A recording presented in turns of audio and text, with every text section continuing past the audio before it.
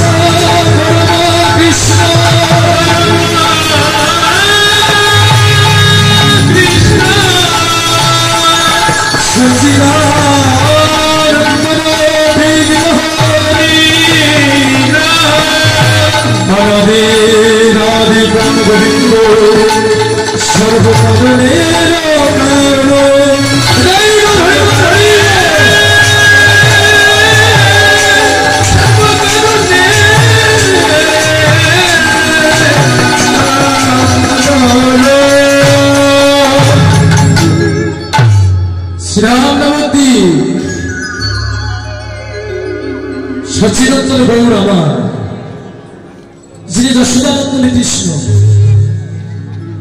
আজকে ব্রজভাবে বিভাবিত হয়ে ব্রজপ্রেমকে আস্বাদন করবার জন্য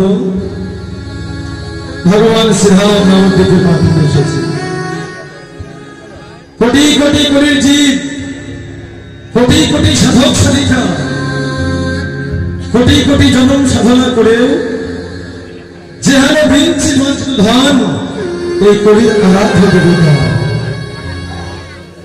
কত কত যোগী জানে যোগে পায় না, মুনি জানে ধ্যানে পায় না, সাধক জানে সাধনায় পায় না।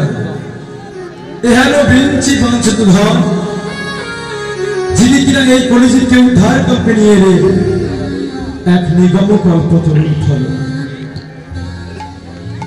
ভগবান এলেন নদিয়ায়। আজ থেকে 539 বছর পূর্বে তোমার ভগবান এই শ্রীরাম নবদ্বীপের মাটিতে এসেছে। কিন্তু জানেন তো আজ থেকে 539 বছর পূর্বে নবদ্বীপের অবস্থা কেমন ছিল? তৎকালীন সময়ে নবদ্বীপে এমন কি ছিল না, সেখানে বড় বড় সংস্কৃতি করে টোপ ছিল, সেখানে বড় বড় পণ্ডিত ছিলেন, সেখানে বড় বড় ব্রাহ্মণদের বাস ছিল। সেখানে যেমন বড় বড় পণ্ডিত ছিল, সে পণ্ডিতের কিন্তু অহংকার ছিল।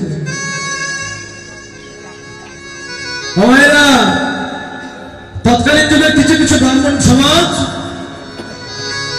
তারা নিজেদের কিছু মন্দর আইন বের করে তৎকালীন সময়ের গোটা নবদ্বীপকে তারা একেবারে কলুষিত করে ফেলছে।